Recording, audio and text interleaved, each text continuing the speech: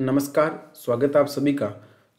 आज के इस वीडियो में हम बात करेंगे आरपीएससी सेकंड ग्रेड मैथमेटिक्स के जो ग्रेजुएशन का पोर्शन है उसको किस रणनीति से, किस सिस्टमेटिक प्लान से हम कवर करें और उसकी क्वेश्चन प्रैक्टिस कहाँ से करें, ये सब देखने वाले हैं। तो जब भी बात आती है मैथमेटिक्स के ग्रेजुएशन पोर्शन की, वो बात हम बाद में करेंगे। सबसे पहले अगर हम ये देखें कि सिस्टमेटिक प्लानिंग और रणनीति, अगर हम मैथ्स के स्टूडेंट हैं तो हमको मुझे नहीं लगता कि कोई प्लानिंग की या कोई रणनीति की ज़रूरत होती है क्या। जैसे मैं डीयू में जब पढ़ता था तो हमारे एक प्रोफेसर थे, प्रोफेसर दिनेश सिंह सर। वो हमेशा ऐसे बोलते कि मैथ्स के स्टूडेंट का माइंड ही ऐसा सेट होता है कि जो अपने आप ही चीज़ों को क्या कर लेता है, अरेंजमेंट कर लेता है, सेट कर लेता है। जैसे अभी स्कूल में टाइम टेबल इंचार्ज जो कुछ भी होता है वो मैथमेटिक्स का टीचर ही होता है, मोस्टली उसी को बनाते हैं कि वो मैथ्स का है तो वो अरेंज कर लेगा। तो जब भी मैं सोचता हूँ कि टाइम टेबल और रणनीति की बात आती है तो मुझे लगता है कि जो स्टूडेंट्स मैथ्स की तैयारी कर रहे हैं, आज जो हम भी मैथ्स पढ़ रहे हैं, तो वो एक प्लानिंग तो हमारे एक पार्ट ऑफ लाइफ है कि हमारा हिस्सा बन जाता है कि हम जल्दी ही चीज़ों को सिस्टम से कर लेते हैं। बाकी लोगों को भी ये लगता है कि मैथ्स पढ़ने वाले हैं तो चीज़ों का अरेंजमेंट तो कर ही लेंगे। तो अरेंजमेंट की बात हम नहीं करेंगे, हम ये देखेंगे कि कौन से सिलेबस के किस पोर्शन को हम कहाँ से पढ़ें और उसकी क्वेश्चन प्रैक्टिस कहाँ से करें ताकि वो कवर हो जाए, और कौन सा पार्ट ऐसा है जो थोड़ा इजी रहेगा हमारे लिए और स्कोरिंग भी रहेगा। ये बात हम लास्ट वीडियो में भी देख चुके हैं, बट अभी हमारा मेन टारगेट ये रहेगा कि आपको कहाँ कहाँ से पढ़ना है और कैसे पढ़ना है। मैं आपको 2-3 चीज़ों की पीडीएफ भी शो करूँगा। उन पीडीएफ को देखने के बाद आपको ऐसा लगेगा कि यार ये सारे क्वेश्चंस तो आरपीएससी यहीं से पूछती है, इसके अलावा हमें कुछ और करने की ज़रूरत नहीं है। ग्रेजुएशन का ये पार्ट तो हम यहीं से कवर करेंगे तो हमारा सारा सिलेबस है वो कवर हो जाएगा। तो इसके लिए फिर आपको ज़्यादा डाइवर्ट होने की ज़रूरत नहीं रहेगी, क्योंकि आप एक माइंड सेट फिक्स कर लीजिए कि मुझे यही पढ़ना है, यही करना है। उसके बाद आपको काम करना है। बार बार स्ट्रेटजी के वीडियो या फिर इधर उधर देखने का कोई मतलब नहीं रह जाता है। अगर आप ये कंटिन्यूअसली करेंगे तो यकीन मानिए कि RPSC first grade, second grade, उसके बाद डीएसएसबी टीजीटी का भी एग्जाम होना है, पीजीटी का भी एग्जाम होना है। ये 4 एग्जाम है, इसमें से आपको यकीनन 2 में सफलता जरूर मिलेगी। तो यही हमारा मेन टारगेट होना चाहिए कि हमको most of the time question practice पे ही फोकस करना है, कैसे करना है। बट थोड़ा सा माइंड को ऐसे सेट करेंगे हम कि ये चीज़ें थोड़ी इजी हैं, इनको हम पहले कर लें या इनकी प्रैक्टिस ज़्यादा कर लें तो हमारे लिए इसको थोड़ा अच्छा रहेगा और उनमें हमको गलतियाँ नहीं करनी है।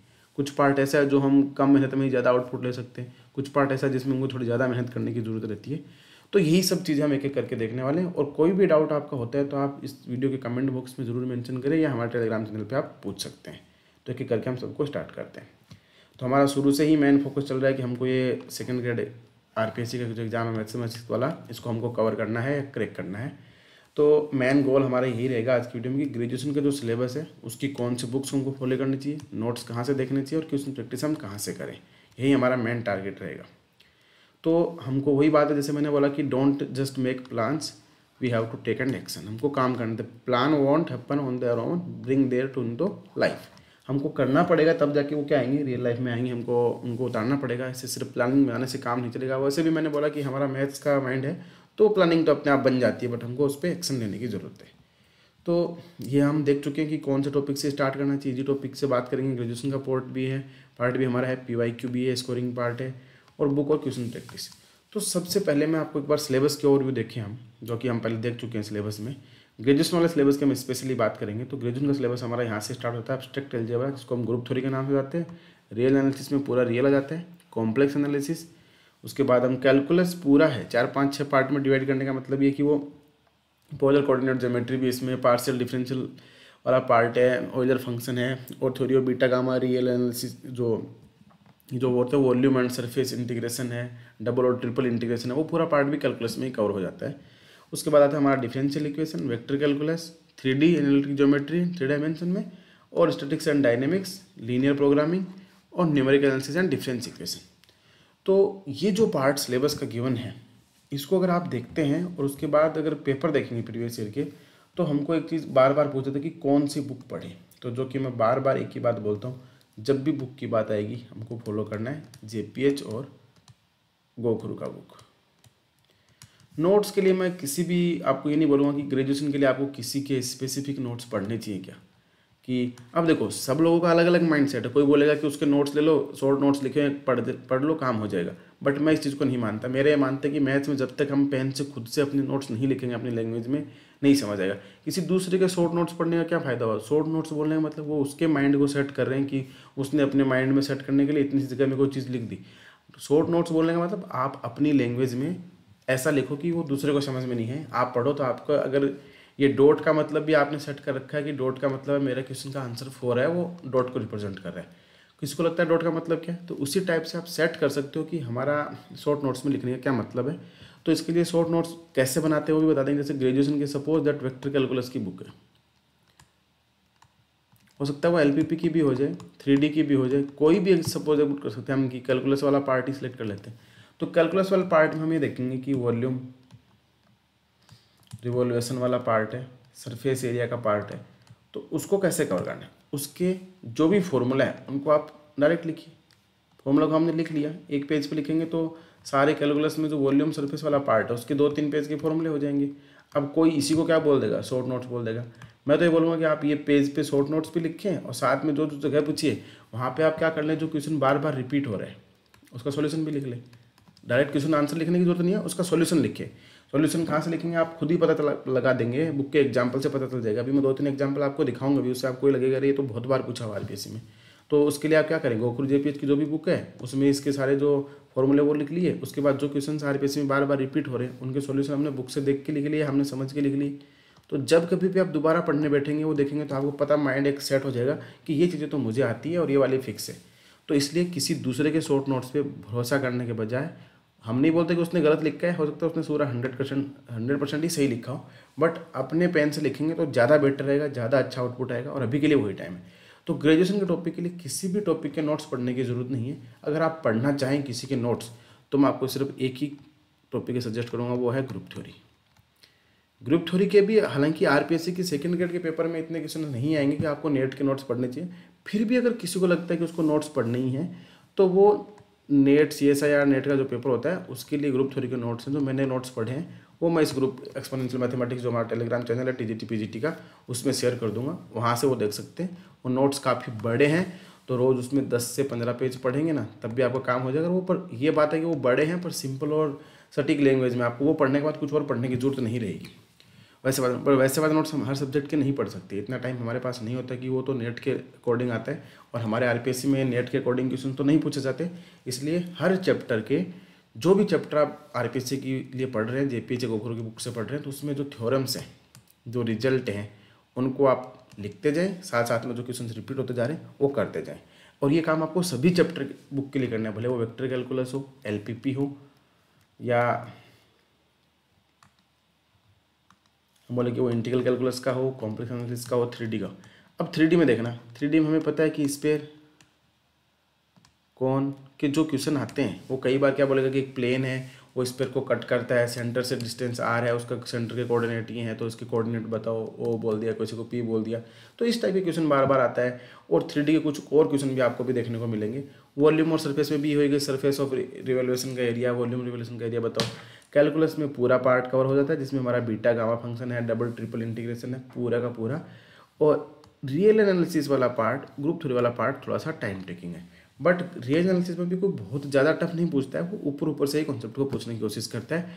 न्यूमेरिक एनालिसिस में तो आप जो कोई भी बुक देखेंगे उसके बाद देखने के बाद आपको ऐसा लगेगा कि इसमें सारे जो क्वेश्चन है वो रिजल्ट बेस्ड ही क्वेश्चन है, कैलकुलेशन बहुत कम करवाता है। अगर किसी क्वेश्चन में कैलकुलेशन करवाता भी है तो स्किप करने से। आरपीएससी का जो पिछली बार का जो सेकंड ग्रेड का पेपर हुआ था उसमें जो क्वेश्चन एक न्यूमेरिक एनालिसिस आया था वो गलत था, उसको स्किप करना था या छोड़ना था। तो ऐसे बहुत सारे क्वेश्चन आपको मिल जाएंगे। अभी हम यूट्यूब चैनल पर क्या कर रहे हैं कि रियल एनालिसिस के जितने भी प्रीवियस ईयर क्वेश्चन पेपर हो चुके हैं उन सबका डिटेल्ड में सॉल्यूशन डालेंगे।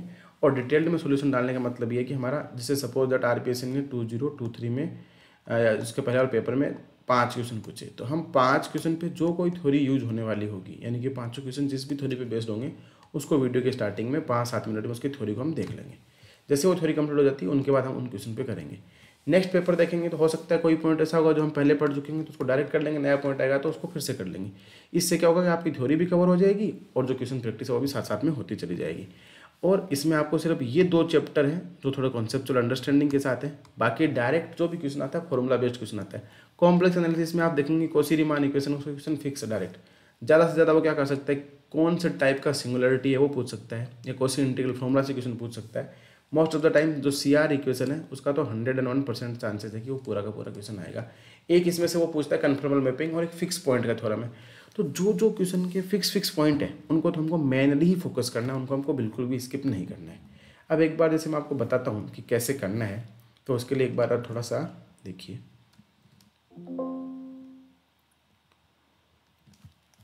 सपोज दैट वेक्टर कैलकुलस है, बहुत से लोगों ने वेक्टर कैलकुलस पढ़ा होगा, तो आपको मैं इंटीग्रेशन ऑफ वेक्टर का एक छोटा सा चीज़ दिखाता हूँ। जो गोखुर की ये जो भी पीडीएफ आप देख रहे हैं, गोखुर की बुक की पीडीएफ है, ये मैं ग्रुप में भी डाल दूंगा, इसको देख सकते हैं। इसमें क्वेश्चन जो कुछ, ये तो पहला वाला चैप्टर है, जो क्वेश्चन इसमें आप देखेंगे आपको बहुत से मोस्ट ऑफ द क्वेश्चन ऐसे मिलेंगे जो पेपर में आए हुए हैं। इस बुक को देखिए आप, इस पीडीएफ को, इंटीग्रेशन ऑफ वेक्टर में ये क्वेश्चन देखिए कि evaluate F dot D R where F is equal to this and curve C is the rectangle in the X Y plane. ये क्वेश्चन आप देखेंगे कि बहुत बार आरपीएससी ने पूछा है, ठीक है। इसके बाद एक क्वेश्चन और दिखाता हूँ आपको, ये जिसका आंसर देखो, आंसर देखिए इसका 303 आ रहा है। ये वाला क्वेश्चन आप आरपीएससी के पुराने पेपर देखेंगे तो ये भी आपको डायरेक्ट मिलेगा। और इवन ये फिजिक्स के पेपर में भी पूछा गया, find the total work done in moving a particle in a force given by this F, और दे दिया आपको X T square plus 1 Y T square, यानी पैरामीट्रिक इक्वेशन दे रखी है एक्स वाई में, और एफ दे रखा है। तो हमें पता है d r equal to d x i के प्लस डी वाई जे के प्लस डी जेड के होता है, एक्स की वैल्यू पता है, वाई की वैल्यू पता है, जेड की वैल्यू पता है, इंटीग्रेशन पुट कर देंगे। इसके बाद एक वाला क्वेश्चन देखिए, F equal to this, find the circulation of F in the anti clockwise direction around X square plus Y square equal to 1। अब इसमें वो क्या निकालना है, सर्कुलेशन निकालना है। तो सर्कुलेशन को भी हम एफ डॉट डी आर से निकालते हैं, तो इसमें भी इसका आंसर 2 पाई आता है, कई बार इसका 0 आता है। वो आपको देखना पड़ेगा कि जो पॉइंट है वो कहाँ बन रहा है, सर्किल के अंदर है, बाहर है, उस टाइप से हम इसको पढ़ेंगे तो पता चलेगा। तो ये दोनों क्वेश्चन बहुत बार पूछे गए। तो आपको क्या करना है, सोल्ड एग्जाम्पल और ये वाली एक्सरसाइज जो इसमें गिवन होती है, एक ऑब्जेक्टिव एक्सरसाइज, यहाँ पे ऑब्जेक्टिव वाली नहीं है, ये वाली ऑब्जेक्टिव, इसकी बात कर रहा हूँ मैं, एमसीक्यू। ये देखेंगे आरपीएससी स्कूल लेक्चर 12। हाँ, हालांकि पुराने टाइम में पेपर इजी आता था, पर ग्रेजुएशन के पार्ट में अभी भी क्वेश्चन इजी आता है। वो आरपीएससी जो गोखरू वाली बुक है उसी से ही पूछने की कोशिश करता है, जेपीएच की बुक है उससे पूछता है। जेपीएच में भी ये सेम क्वेश्चन है, वहाँ पे ये ऑब्जेक्टिव करके नहीं दे रखा होगा, पर क्वेश्चन वहाँ पे भी आपको मिल जाएगा। तो इसका मतलब ये नहीं है कि जेपीएच को नहीं पढ़ना है, उसमें नहीं है सब, उसमें भी सब मिलेगा। इसी के बाद आप देखिए partial differential equation. Partial differential equation में हमको पता है कि होमोजेनियस इक्वेशन में ये सब डायरेक्ट रिजल्ट होता है ना, x del two by f del x square plus y del two f by del two x del x y plus n minus 1, या del u by del x del u by del x plus y del u by del y equals to n f हम करते हैं। तो इसमें क्या करना है आपको, ये जो थ्योरी के रिजल्ट है पॉइंट, इनको डायरेक्ट लिख लो, उसके बाद देखो ये एग्जाम्पल सॉल्व कर लो। अभी क्वेश्चन में भी बहुत बार पूछा हुआ है कि क्या आंसर आएगा लास्ट में, 3 नाम को प्रूव करना है, तो यही ऑप्शन दे देगा वो। ये सारे के सारे कैसे हैं, सोल्ड एग्जाम्पल है, ये जेपीएच के एग्जाम्पल है। तो वही सब चीज़ें घुमा फिरा के इधर से पूछते हैं। तो अब मेरा तो ये मानना है कि ये पीडीएफ हालांकि मैं डाल दूंगा ग्रुप में, बट आप 1000-1500 रुपये खर्च करके ये वाली बुक तो ज़रूर परचेज कर लें जो हमारे सिलेबस में है। मैक्सिमम 1000 to 1500 रुपीज़ लगेंगे, और उसमें आपको पढ़ने का थोड़ा एक मज़ा आएगा, थोड़ा अच्छा लगेगा। देखो कि जो जो रिजल्ट है वो हम डायरेक्ट देख सकते हैं, कुछ चीज़ें हम प्रूव भी कर सकते हैं, कुछ चीज़ों को हम याद भी कर सकते हैं। तो उस टाइप से पढ़ेंगे तो बेटर होगा। तो मैं तो आपको यही सजेस्ट करूँगा कि ये सारी बुक आप थोड़ी खरीद लेंगे जो सिलेबस में है तो बेटर रहेगा। और पढ़ने के लिए आपको क्या करना है, जो जो इंपॉर्टेंट थ्योरम्स हैं उनको आपको नोट डाउन करना है, उनके साथ साथ सोल्ड एग्जाम्पल करने हैं। उसके बाद जो PYQ आरपीएससी कराती है वो तो करने ही करने हैं। उसके बाद कुछ स्पेसिफिक चैप्टर है हमारे, स्पेसिफिक चैप्टर तो क्वेश्चन प्रैक्टिस के लिए बात करते हैं। जैसे सपोज दैट 3D है, अब 3D का भी मैं आपको एक अच्छा सा इलाज बता दूंगा। तो सबसे पहले तो बुक्स जो हमने देखी है वही, उन्हीं से आपको क्या बनाने, नोट्स बनाने इन ऑन लैंग्वेज, अपनी लैंग्वेज में बना लो, और साथ साथ में क्या करो, सोल्ड एग्जाम्पल। इसके अलावा कुछ करने की ज़रूरत नहीं पड़ेगी आपको। ग्रेजुएशन के पार्ट में आप पुराने पेपर देखेंगे, फिर इसके बाद ये सब करने के बाद आप देखते हैं PYQ, चाहे तो साथ में PYQ के कुछ क्वेश्चन भी लिख सकते हैं। अब इसके लिए थोड़ा अलग से क्वेश्चन प्रैक्टिस कहाँ करें, जो आरपीएससी लेवल के ही क्वेश्चन आएंगे। इसके लिए मैं आपको पहले भी बोल रखा हूँ कि DU, BHU, JNU और जो CUET के पेपर आ रखे हैं उन पे फोकस करना है। तो सबसे ज़्यादा फोकस तो रखना है हमको JNU BHU वाले पे। उसके बाद DU वाले पार्ट से सिर्फ हमको रियल और न्यूमेरिकल ही करना है। न्यूमेरिकल आपका BHU से भी कवर हो जाएगा। CUET वाले पार्ट से आप थोड़ा इजी टाइप के क्वेश्चन मिल जाएंगे, जो रियल के भी होंगे, ऑर्डिनरी डिफरेंशियल इक्वेशन के होंगे, ग्रुप थ्योरी के क्वेश्चन भी इसमें थोड़ा इजी मिल जाएंगे। ग्रुप थ्योरी के यहाँ आपको इजी नहीं मिलेंगे, वहाँ थोड़ा टफ रहेंगे। BHU के और CUET मेनली आप चाहें तो BHU और CUET पे फोकस कर सकते हैं। अब आपने 3D के बहुत सारे क्वेश्चन देखे होंगे, ग्रुप थ्योरी के बहुत सारे क्वेश्चन देखे होंगे। एक बार आप मेरे बोलने पे एक बार आप BHU का जो पेपर हो रखे हैं पुराने, अभी तो BHU का अलग से एंट्रेंस एग्जाम नहीं होता है, वो CUET में ही इंक्लूड हो गया। एक बार आप क्या करें, BHU का एक पेपर उठा के देखें। जैसे मैं आपको दिखाता हूँ, एक सेकेंड, ये जो BHU का पेपर है इसको देखिए। ये पेपर भी 2020 से 2014 से 20 तक के पेपर है। ये एक्सपोनेंशियल मैथमेटिक्स टेलीग्राम चैनल पर मिल जाएंगे। ये ग्रुप 3 का क्वेश्चन देखिए जो कि पहले पूछ रखा है। ये the equation of right circular cylinder whose guiding curve is x square plus y square plus z equal 25 and z equal to 4। ये क्वेश्चन में मिल जाएगा आपको। इसके बाद ये बाइनरी ऑपरेशन का ग्रुप 3 का क्वेश्चन मिल जाएगा। फिर देख सकते हैं रिफ्लेक्सिव रिलेशन का ये रिलेटेड टू बी है कि नहीं, which of the following is incorrect statement. ऐसे ही क्वेश्चन तो आरपीएससी एग्जाम में पूछती है। a⁻10 equal to e, a⁻25 equal to e, then find the order of a. यही तो सब मिलता है। इंटीग्रल डोमेन कौन सा है, नंबर ऑफ एलिमेंट पूछता है, h1 plus H2 plus H2 plus R3 ये सब पूछ रहा है। डायमेंशन अब ये जो हमारे ये सिलेबस में नहीं है, जो लीनियर अलजेब्रा है वो हमारे सिलेबस में नहीं, तो उसको आप स्किप कर दो। जो सिलेबस में नहीं उसको हम स्किप कर सकते हैं इजीली। ये लीनियर अलजेब्रा के लास्ट में क्वेश्चन आ गए। इसके पहले वाले पार्ट में जो कोई क्वेश्चन इसमें टोटल लगभग 2014 से लेकर 20 तक के सारे पेपर इसमें इंक्लूड हैं, तो उन सबको आप एक बार देखें। और ये सारे क्वेश्चंस का लेवल कैसा है, आरपीएससी का जो लेवल आता है वैसा ही लेवल है। आप किसी भी कोचिंग में जाएंगे वो कभी नहीं बोलेगा कि आप ये सब क्वेश्चंस पेपर करो, वो सब ये बताने लग जाएगा, तो फिर बच्चे नहीं आएंगे ना। और ये सब question, find the value of for which is the touch the surface of this plane, find the perpendicular of point of coordinate, image of the point in the plane. अब हमने 2D में पढ़ा है कि किसी पॉइंट का image कैसे निकालते हैं लाइन में, यहाँ पे क्या पूछ लिया, वो प्लेन में पॉइंट का इमेज पूछ लिया। और the locus of a point intersection of 3 mutually perpendicular tangent plane the surface पे क्या होना है, क्या बनेगा, ये सारी चीज़ें। और इसके साथ साथ आप 3D के जो हमारे 11th-12th में 3D है उस टाइप के क्वेश्चन भी इसमें पूछ रखा है, डायरेक्शन कोसाइन के। और LPP के क्वेश्चन देखिए, मैक्सिमाइज, मिनिमम के question, maximum minima, dual of LPP, वही सिलेबस में लास्ट में ऐड कर दिया। तो वही सारे क्वेश्चन इसी में आपको मिल जाएंगे। और इतने क्वेश्चन प्रैक्टिस। अब ये क्वेश्चन देखिए, question number 41, which of the following is not a convex set. ऐसा भी बार बार पूछते हैं कि कौन सा कॉन्वेक्स सेट है, कौन सा सेट नहीं है। बेसिक फिजिबल सॉल्यूशन, LPP के solution, which of the following condition for simplex method.